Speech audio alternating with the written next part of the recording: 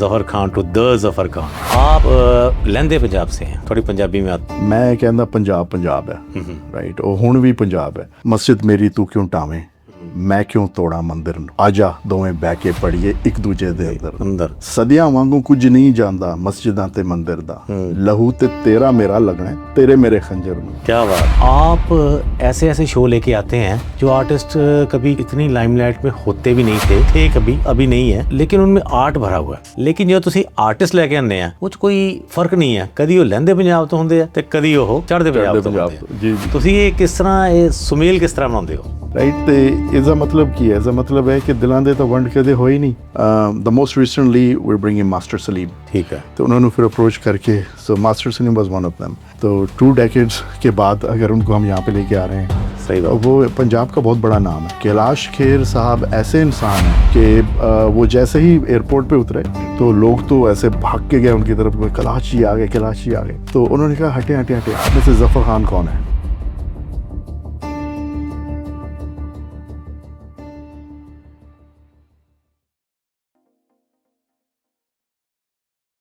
आज हम एक ऐसी शख्सियत से मिलने जा रहे हैं जो कि आप तो आर्टिस्ट हैं ही, लेकिन बहुत सारे आर्टिस्टों को यहाँ पर बुलाकर हम जैसे लोगों के लिए एंटरटेनमेंट का साधन बनते हैं। मैं ज़्यादा नाम के बीच में ना आता हुआ सीधा नाम ले रहा हूँ, ज़फ़र खान। स्वागत है जी। थैंक यू सो मच तोशीर भाई। मैं शख्सियत बिल्कुल भी नहीं हूँ। आपने बहुत मान दिया, आपने बहुत इज़्ज़त दी, उसके लिए आपका शुक्रगुजार हूँ। थैंक यू ज़फ़र भाई। मैं आपका ट्रैक रिकॉर्ड अगर देखता हूँ यहाँ local, we are in Vancouver and lower mainland area, तो आप ऐसे ऐसे शो लेके आते हैं जो आर्टिस्ट कभी मतलब इतनी लाइमलाइट में होते भी नहीं थे या थे कभी, अभी नहीं है, लेकिन उनमें आर्ट भरा हुआ है। आप कैसे पहचानते हैं कि इस आर्टिस्ट को लेकर आऊँ और लोगों का मनोरंजन करूँ? देखिए तोशीर भाई, सबसे पहले तो एक मार्केट रिसर्च भी होती है कि लोगों को क्या पसंद है। कुछ तो हमें आर्टिस्ट पसंद है खुद ही, जैसे हंसराज हंस जी मेरे सबसे फेवरेट हैं, और उनको मैं अपनी वजह से लेके आया। और फिर कई लोगों ने फिर मुबारकबाद भी दी कि बहुत अच्छा हुआ कि आप ले आए, क्योंकि फिर हम कैसे इनको देख पाते हैं अगर आप ना लेके आते तो। लेकिन कुछ आर्टिस्ट ऐसे हैं कि जो लोगों की डिमांड होती है जी। और लोग कहते हैं कि हमारे सामने इनको लेके आया जाए, ताकि क्योंकि बहुत सालों के बाद वो, यानी बहुत साल पहले आए थे और अब नहीं है हमारे बीच में, यानी वहाँ पे इंडिया में ही है। तो उनको फिर हम अप्रोच करते हैं कि देखें आपकी डिमांड है, हम आपको लाना चाहते हैं यहाँ पे, और क्या प्रोसेस हो सकता है। तो उस तरह बात करते करते अब एक को, अब अगर आप अच्छा एक्सपीरियंस दे देना तो शीर भाई, फिर वो जाके बात करते हैं, क्योंकि उनकी भी अपनी कम्युनिटी है कि हम तो ज़फ़र के पास गए थे, उसने तो ऐसे बिहेव किया, वो तो बिल्कुल अपने जैसा है और ये वो। तो फिर वो दूसरे से बात करते हैं, दूसरा हमें कॉल करता, फिर तीसरा, इस तरह फिर बात बढ़ती जाती है। जैसे अगर अच्छी डिश बनानी हो, जी स्वादिष्ट डिश, जी, तो उसके लिए जो कुक है उसका अपना फूडी होना ज़रूरी है। हाँ। तो आप इतने अच्छे अच्छे आर्टिस्टों को लेकर आते हो, हम श्योर आपके अंदर भी आर्टिस्ट तो होगा। आर्टिस्ट तो मेरे ख्याल से तोशीर भाई हर इंसान के अंदर होता है। मैं तो ये सोचता हूँ कि म्यूज़िक हर इंसान के अंदर है। आपका दिल रिदम में धड़कता है यार, तो म्यूज़िक तो है ऑलरेडी। अगर आप रिदम में ना चलें तो आप बुरे लगते हैं, आप रिदम में बात मत करें तो आप बुरे लगते हैं। आपकी लाइफ, वर्क लाइफ बैलेंस अगर रिदम में नहीं है तो आपको घर से भी डांट पड़ती है, बाहर से भी डांट पड़ती है, राइट। तो वो रिदम तो हमें चाहिए। जैसे कि अक्सर कहा जाता है कि आर्ट की या संगीत की कोई बाउंड्रीज़ नहीं होती। आप लहंदे पंजाब से हैं, थोड़ी पंजाबी में आता हूँ। हाँ जी, ਤੁਸੀਂ ਲਹਿੰਦੇ ਪੰਜਾਬ ਤੋਂ ਆ, जी जी जी। ਅਸੀਂ ਚੜ੍ਹਦੇ ਪੰਜਾਬ ਤੋਂ ਆ, ਲੇਕਿਨ ਜਦੋਂ ਤੁਸੀਂ ਆਰਟਿਸਟ ਲੈ ਕੇ ਆਉਂਦੇ ਆ ਉਹ 'ਚ ਕੋਈ ਫਰਕ ਨਹੀਂ ਹੈ, ਕਦੀ ਉਹ ਲਹਿੰਦੇ ਪੰਜਾਬ ਤੋਂ ਹੁੰਦੇ ਆ ਤੇ ਕਦੀ ਉਹ ਚੜ੍ਹਦੇ ਪੰਜਾਬ ਤੋਂ ਹੁੰਦੇ ਆ। जी जी। ਤੁਸੀਂ ਇਹ ਕਿਸ ਤਰ੍ਹਾਂ, ਇਹ ਸੁਮੇਲ ਕਿਸ ਤਰ੍ਹਾਂ ਬਣਾਉਂਦੇ ਹੋ? तुशीर भाई, एक तो मैं लैंदे और चढ़दे का डिफरेंस मनता ही नहीं। मैं कहना पंजाब है राइट, और हुण भी पंजाब है, भावें वो उसकी वंड हो गई है, ਲੇਕਿਨ ਦਿਲਾਂ ਦੀ ਵੰਡ ਤਾਂ ਹੋ ਹੀ ਨਹੀਂ ਸਕਦੀ, ਰਾਈਟ। ਉਸਦਾ ਇੱਕ ਬਹੁਤ ਵੱਡਾ ਐਗਜ਼ਾਮਪਲ ਇਹ ਵੀ ਹੈ ਕਿ ਕਈ ਲੋਕ ਜਿਹੜੇ ਇੰਡੀਆ ਤੋਂ ਪਾਕਿਸਤਾਨ ਜਾਂਦੇ ਨੇ ਆਪਣੇ ਜਿਹੜੇ ਪੁਰਖਾਂ ਦੇ ਜਿਹੜੇ ਘਰ ਸਨ ਉਹਨਾਂ ਨੂੰ ਵੇਖਣ ਜਾਂ ਲੱਭਣ, ਹੈ ਨਾ, ਉਹ ਵੀ ਇੱਕ ਐਕਸਪੀਰੀਅੰਸ ਬਣ ਜਾਂਦਾ ਉਹਨਾਂ ਦੇ ਲਈ। ਜੀ ਉਹ ਜਾ ਕੇ ਆਪਣੀ ਜਗ੍ਹਾ ਦੇਖਦੇ ਨੇ, ਉੱਦਾਂ ਦੇ ਉੱਦਾਂ ਹੀ ਘਰ ਪਏ ਹੁੰਦੇ ਨੇ ਕਿ ਜਿੱਦਾਂ ਦੇ ਉਹਨਾਂ ਦੇ ਪੁਰਖੇ ਛੱਡ ਕੇ ਗਏ ਸਨ। ਕਈ ਵਾਰੀ ਨੇਮ ਪਲੇਟਾਂ ਵੀ ਉਹੀ ਲੱਗੀਆਂ ਹੁੰਦੀਆਂ ਨੇ, ਰਾਈਟ। ਅਤੇ ਇਸਦਾ ਮਤਲਬ ਕੀ ਹੈ? ਇਸਦਾ ਮਤਲਬ ਹੈ ਕਿ ਦਿਲਾਂ ਦੇ ਤਾਂ ਵੰਡ ਕਦੇ ਹੋਈ ਨਹੀਂ। ਉਹ ਬੇਸ਼ੱਕ ਤੁਸੀਂ ਯਾਨੀ ਪੋਲੀਟੀਕਲ ਇੱਕ ਡਿਸੀਜਨ ਸੀ, ਪੋਲੀਟੀਕਲ ਡਿਸੀਜਨ ਲੈ ਕੇ ਦੋ ਚੀਜ਼ਾਂ ਨੂੰ ਅਲੱਗ ਕਰਤਾ। ਲੇਕਿਨ ਮੈਂ ਇੱਥੇ ਇਹ ਜ਼ਰੂਰ ਕਹਿਣਾ ਚਾਹੁੰਦਾ ਕਿ ਮੈਂ ਬਹੁਤ ਲੱਕੀ ਆਪਣੇ ਆਪ ਨੂੰ ਸਮਝਦਾ, ਤੁਸੀਂ ਵੀ ਲੱਕੀ ਹੋ ਕਿ ਅਸੀਂ ਵੈਨਕੂਵਰ ਜਿਹੇ ਸ਼ਹਿਰ 'ਚ ਰਹਿੰਦੇ ਹਾਂ। ਬਿਲਕੁਲ ਸਹੀ ਹੈ। ਇੱਥੇ ਅਸੀਂ 1947 ਤੋਂ ਪਹਿਲੇ ਵਾਲਾ ਪੰਜਾਬ ਜ਼ਿੰਦਾ ਫਿਰ ਕਰਤਾ। ਬਿਲਕੁਲ ਸਹੀ, ਕਿਉਂਕਿ ਅਸੀਂ ਦੋਨੇ ਇਕੱਠੇ ਬੈਠੇ, ਰਾਈਟ। ਮੈਂ ਨਾ ਤੁਹਾਨੂੰ ਗੱਲ ਦੱਸਦਾ ਇੱਕ ਵਾਰੀ ਹਾਸੇ ਵਾਲੀ। ਗੁਲਾਮ ਅਲੀ ਸਾਹਿਬ ਤੁਸੀਂ ਪਿੱਛੇ ਜੇ ਲੈ ਕੇ ਆਏ ਇਹਨਾਂ ਨੂੰ। ਜੀ ਜੀ ਜੀ। ਔਰ ਮੇਰੀ ਵਾਈਫ ਕਹਿੰਦੀ ਅੱਛਾ ਹੀ ਇਜ਼ ਫਰੋਮ ਪਾਕਿਸਤਾਨ। ਮੈਂ ਤਾਂ ਸਮਝਦੀ ਸੀ ਇੰਡੀਆ ਤੋਂ, ਹੈ ਨਾ। ਬਹੁਤ ਲੋਕ ਸਮਝਦੇ ਸਨ ਇੰਡੀਆ ਤੋਂ, ਹਾਂ, ਹੁਣ ਵੀ ਸਮਝਦੇ। ਅਤੇ ਥੋੜ੍ਹਾ ਜਿਹਾ ਤੁਸੀਂ ਆਪਣੇ ਪਿਛੋਕੜ ਬਾਰੇ, ਆਪਣੇ ਬੈਕਗਰਾਊਂਡ ਬਾਰੇ ਦੱਸੋ ਸਾਨੂੰ ਕਿ ਤੁਸੀਂ ਕਿਸ ਚੀਜ਼ ਨੂੰ ਬਿਲੋਂਗ ਕਰਦੇ ਹੋ ਔਰ ਤੁਹਾਡਾ ਇਸ ਪਾਸੇ ਆਉਣ ਦਾ ਸਬਬ ਕਿੱਦਾਂ ਬਣਿਆ? Basically, I was born in Islamabad. Dushiba is the capital of Pakistan. I was 1 or maybe 1.5 when we left. Oh, very small. My father, he was working for the Pakistani government, representing Pakistan in different countries. Okay. So we moved to Jordan. Mera bachpan Jordan vich guzre. Then we moved to a few other countries here and there. We even lived in Iraq. In Baghdad for 3 years. Okay. Most of my life I've lived in Belgium and Brussels. Sure. So I did my middle school, high school, bachelor's degree, master's in Belgium. Then I moved here for my MBA. Okay. So MBA to baad fir jobs. Started with 7-Eleven stores, like most people do. Yeah. I was lucky enough that I started in management. I became, a regional guy, in 7-Eleven. Then from there on, I moved on to Hudson's Bay. I was a corporate manager with Hudson's Bay. Then regional manager for Brooks Brothers. Oh, okay. And then moved into this, ਆਪਣਾ ਫਿਰ ਵਿੱਚ ਇੱਕ business ਸ਼ੁਰੂ ਕੀਤਾ ਜਿਹੜਾ ਅਜੇ ਵੀ ਹੈ ਗੱਡੀਆਂ ਦਾ। Okay. And also I'm an RCIC too. Okay. So ਉਹ ਵੀ ਨਾਲ ਦੇ ਨਾਲ, and but my passion lies in music. So this was a journey from Zafar Khan to the Zafar Khan. I'm still not the Zafar Khan. I don't think anybody can be that, but I'm just trying my best. I'm striving towards bringing communities together. I feel that people live in clusters, around us in Vancouver. I don't believe in clusters. I think those clusters needs to break, and people need to believe in inclusion and diversity, like what Canada stands for. ਜਦੋਂ ਮੈਂ ਪਹਿਲੀ ਵਾਰ Canada ਆਇਆ ਨਾ ਤਾਂ ਮੇਰਾ first friend ਜਿਹੜਾ ਸੀ ਹੀ ਵਾਸ from Pakistan ਜੀ। ਤਾਂ ਅਸੀਂ ਇਕੱਠੇ ਕਲਾਸ 'ਚ ਸੀ ਅਤੇ ਕਈ ਗੱਲਾਂ ਸਾਨੂੰ ਨਾ ਜਦੋਂ ਅਸੀਂ ਆਪਣੇ ਬੈਕ ਹੋਮ ਕੰਟਰੀ 'ਚ ਹੁੰਦੇ ਹਾਂ, ਤੁਸੀਂ ਤਾਂ ਨਹੀਂ ਰਹੇ ਜ਼ਿਆਦਾ, ਸਾਨੂੰ ਨਾ ਡਿਫਰੈਂਟ ਤਰੀਕੇ ਦੀ ਸੋਚ ਹੁੰਦੀ ਹੈ। ਅਤੇ ਮੈਂ ਕਿਹਾ ਯਾਰ ਤੁਸੀਂ ਤਾਂ ਸਾਡੇ ਵਰਗੇ ਹੀ ਹੈ, ਕੋਈ ਫਰਕ ਹੀ ਹੈ ਨਹੀਂ ਹੈ ਨਾ ਸੋਚ ਦੇ ਵਿੱਚ, ਕਲਚਰ ਦੇ ਵਿੱਚ, ਫੂਡ ਦੇ ਵਿੱਚ ਖਾਸ ਕਰਕੇ। ਬਹੁਤ ਵਧੀਆ ਲਾਹੌਰ ਜਾਂ ਅੰਮ੍ਰਿਤਸਰ ਦੇ ਫੂਡ ਆਲਮੋਸਟ ਸੇਮ ਹਾਂਜੀ। ਸੋ ਤੁਸੀਂ ਆਉਣ ਵਾਲੇ ਟਾਈਮ ਦੇ ਵਿੱਚ ਹੋਰ ਕਿੱਦਾਂ ਦੇ ਆਰਟਿਸਟਾਂ ਨੂੰ ਲਿਆਉਣ ਦੀ ਕੋਸ਼ਿਸ਼ ਕਰ ਰਹੇ ਹੋ ਔਰ ਅਪਕਮਿੰਗ ਕੋਈ ਖਾਸ ਤੁਹਾਡਾ ਇਵੈਂਟ ਆ ਰਿਹਾ?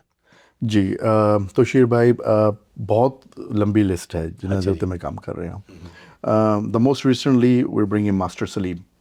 ਕਿਉਂਕਿ ਮੇਰਾ ਇੱਕ ਇਹ ਵੀ ਹੁੰਦਾ ਕਿ ਕਿਹੜਾ ਆਰਟਿਸਟ ਹੈ ਕਿ ਜਿਹਨੂੰ ਬਹੁਤ ਵੱਡਾ ਗੈਪ ਹੋ ਗਿਆ ਜੀ ਕਿ ਜਿਹੜੇ ਇੱਥੇ ਨਹੀਂ ਆ ਰਹੇ ਔਰ ਕਿਸ ਵਜ੍ਹਾ ਦੇ ਨਾਲ ਨਹੀਂ ਆ ਰਹੇ। ਠੀਕ ਹੈ। ਤੇ ਉਹਨਾਂ ਨੂੰ ਫਿਰ ਅਪਰੋਚ ਕਰਕੇ, so master Saleem was one of them. I think the last time he was here was in 2005। Long right. तो I mean more than 2 decades ago.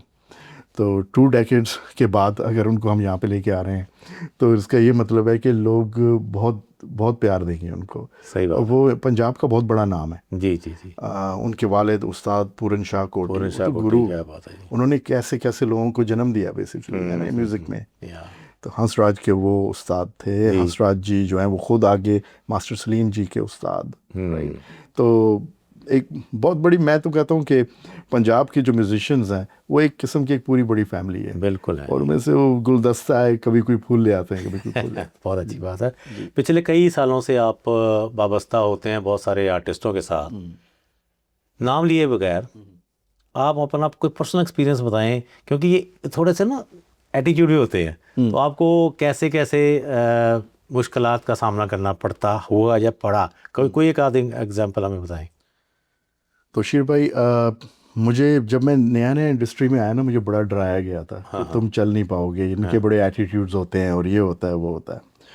मैं आपको बताना चाहता हूँ कि मेरे ख्याल से वो इंसान के ख़ुद का जो है ना वो एक्सपीरियंस होता है कि वो ख़ुद कैसा है। अगर आप ख़ुद किसी के साथ अच्छे हैं ना, आगे से ये हो ही नहीं सकता कि आगे से आपको कोई बुरा मिल जाए।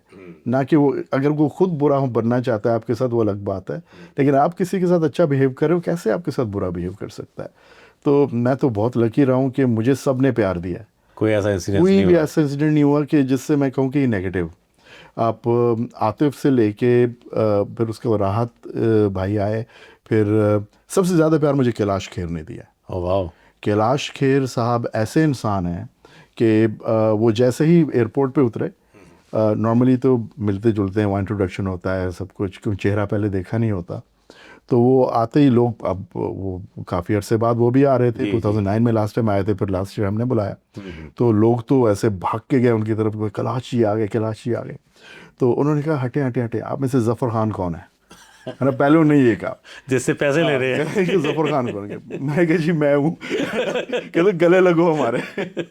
इतने प्यारे इंसान हैं, इतने प्यारे इंसान, और अभी भी मुझे हर महीने कॉल करते हैं। क्या बात है। यानी किसी को क्या है, एक दफ़ा आपका हो गया, प्रोजेक्ट ख़त्म हो गया, मूव ऑन, राइट।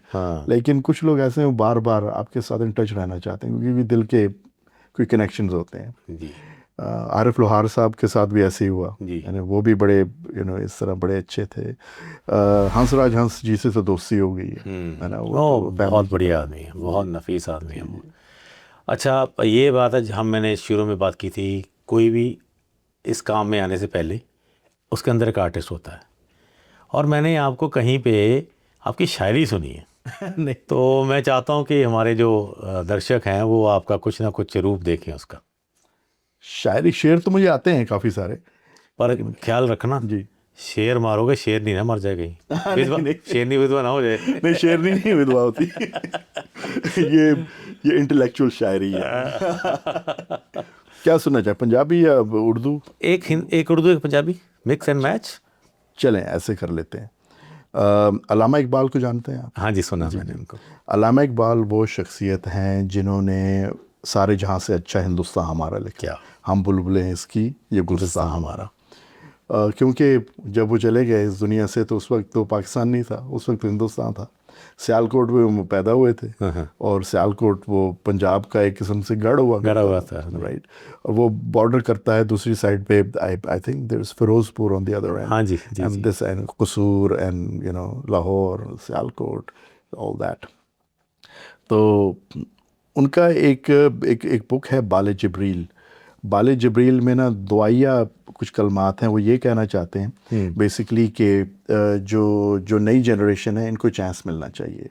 हम असी अक गए हैं कि ਜਿਹੜੇ बुढ़े बुढ़े पुरानी सोच वाले ਜਿਹੜੇ लोग ने, राइट, ਉਹਨਾਂ ਨੂੰ ਬਾਰ-ਬਾਰ ਆਪਣੇ ਲੀਡਰਸ਼ਿਪ ਵਿੱਚ ਵੇਖ ਕੇ ਕੋਈ ਨਵੇਂ ਲੋਕ ਆਣ, ਚਾਹੇ ਉਮਰ ਵਿੱਚ ਜ਼ਿਆਦਾ ਹੋਵੇ ਪਰ सोच नवी होवे। So the way he says it is, पुरानी सियासत गरी खार है, ज़मी मीर सुल्तान से बेजार है, खिरद को ग़ुलामी से आज़ाद कर, जवानों को पीरों का उस्ताद कर, तड़पने फड़कने की तौफीक दे, दिले मुर्तज़ा सोज़ सिद्दीक दे, तेरे आसमानों के तारों की खैर, ज़मीनों की शब जिंदादारों की खैर, जवानों को सोज़े जिगर बख्श दे, मेरा इश्क मेरी नज़र बख्श दे। ज़माने के अंदाज बदले गए, नया राग है साज बदले गए, इसी में है साकी मताए फ़कीर, इसी ही फ़कीरी में हूँ मैं अमीर, मेरे तेरे काफ़िले में लुटा दे इसे, लुटा दे ठिकाने लगा दे। दैट्स अल्लामा इकबाल। क्या बात है, क्या बात है, वगैरह। वेरी गुड जी। तो अब पंजाबी भी हो जाएगा? पंजाबी में की सुनावा तुहानू? पंजाबी थोड़ी पंजाबी जुबान ही बड़ी मिठी, तो वे यू स्पीक, बड़ा मजा आता सुन के। पंजाबी दा मैं तुहानू बाबा नजमी सुनावा तुहानू? हाँ जी, हाँ जी। बाबा नजमी बेसिकली उन्होंने पंजाबी दा इनकलाबी शायर कहा जाता है। हाँ जी। And Baba Najmi said something that really touched me. I don't really like most of his stuff, but honestly, this one really touched me. And he says, "Pisi सांझ दी गल करदे ने, कहंदे ने कि मस्जिद मेरी तू क्यों टावें, मैं क्यों तोड़ा मंदिर नूं, ਆਜਾ ਦੋਵੇਂ ਬਹਿ ਕੇ ਪੜੀਏ ਇੱਕ ਦੂਜੇ ਦੇ ਅੰਦਰ। ਅੰਦਰ ਸਦੀਆਂ ਵਾਂਗੂ ਕੁਝ ਨਹੀਂ ਜਾਂਦਾ ਮਸਜਿਦਾਂ ਤੇ ਮੰਦਿਰ ਦਾ, ਲਹੂ ਤੇ ਤੇਰਾ ਮੇਰਾ ਲੱਗਣਾ ਤੇਰੇ ਮੇਰੇ ਖੰਜਰ ਨੂੰ। ਕੀ ਬਾਤ। ਫਿਰ ਕਹਿੰਦੇ ਨੇ ਕਿ ਰੱਬ ਕਰੇ ਕਿ ਤੂੰ ਮੰਦਿਰ ਵਾਂਗੂ ਵੇਖੇ ਮੇਰੀ ਮਸਜਿਦ ਨੂੰ, ਤੇ ਰਾਮ ਕਰੇ ਮੈਂ ਮਸਜਿਦ ਵਾਂਗੂ ਵੇਖਾਂ ਤੇਰੇ ਮੰਦਿਰ ਨੂੰ। ਤੂੰ ਬਿਸਮਿਲ੍ਲਾ ਪੜ੍ਹ ਕੇ ਮੈਨੂੰ ਨਾਨਕ ਦਾ ਪ੍ਰਸ਼ਾਦ ਪੜਾ, ਤੇ ਮੈਂ ਗੁਰੂਆਂ ਦੀ ਬਾਣੀ ਪੜ੍ਹ ਕੇ ਦਿਆਂ ਅਲੀ ਦੇ ਲੰਗਰ ਨੂੰ। ਕੀ ਬਾਤ ਹੈ ਜੀ। ਤਾਂ ਦੈਟਸ ਹਿਮ। ਅੱਜ ਦੇ ਟਾਈਮ ਦੇ ਵਿੱਚ ਇਸ ਚੀਜ਼ ਦੀ ਬਹੁਤ ਜ਼ਿਆਦਾ ਜ਼ਰੂਰਤ। ਜੀ ਜੀ ਤੁਸੀਂ ਦੇਖੋ ਆਪਣੇ ਚਾਰੋਂ ਤਰਫ। ਹਾਂ। ਔਰ ਅਸੀਂ ਲੱਕੀ ਹਾਂ ਕਿ ਅਸੀਂ ਇਹੋ ਜਿਹੀ ਧਰਤੀ 'ਤੇ ਰਹਿ ਰਹੇ ਹਾਂ ਜਿੱਥੇ ਪਾਕਿਸਤਾਨ ਤੋਂ ਵੀ, ਹਿੰਦੁਸਤਾਨ ਤੋਂ ਵੀ, ਹੋਰ ਦੇਸ਼ਾਂ ਤੋਂ ਵੀ ਲੋਕ ਇਕੱਠੇ ਰਹਿ ਰਹੇ ਔਰ ਕਦੀ ਕੋਈ ਇਹੋ ਜਿਹਾ ਮਸਲਾ ਸਾਡੇ ਨੈਵਰ। ਔਰ ਤੁਸੀਂ ਉਸ ਦੇ ਉੱਤੇ ਹੋਰ ਵੀ ਜ਼ਿਆਦਾ ਇਸ ਨੂੰ ਹੁੰਗਾਰਾ ਦੇ ਰਹੇ ਹੋ ਕਿ ਤੁਸੀਂ ਇਹੋ ਜਿਹੇ ਫਨਕਾਰਾਂ ਨੂੰ ਉੱਥੇ ਲਿਆ ਕੇ ਸਾਡੇ ਰੂਬਰੂ ਕਰਦੇ ਆ, ਸਾਨੂੰ ਐਂਟਰਟੇਨਮੈਂਟ ਕਰਦੇ। ਸਾਡਾ ਬਹੁਤ ਬਹੁਤ ਸ਼ੁਕਰੀਆ ਜ਼ਫਰ ਖਾਨ। ਫਿਰ ਮਿਲਾਂਗੇ। Thank you so much. Absolutely. Thank you. Thank you.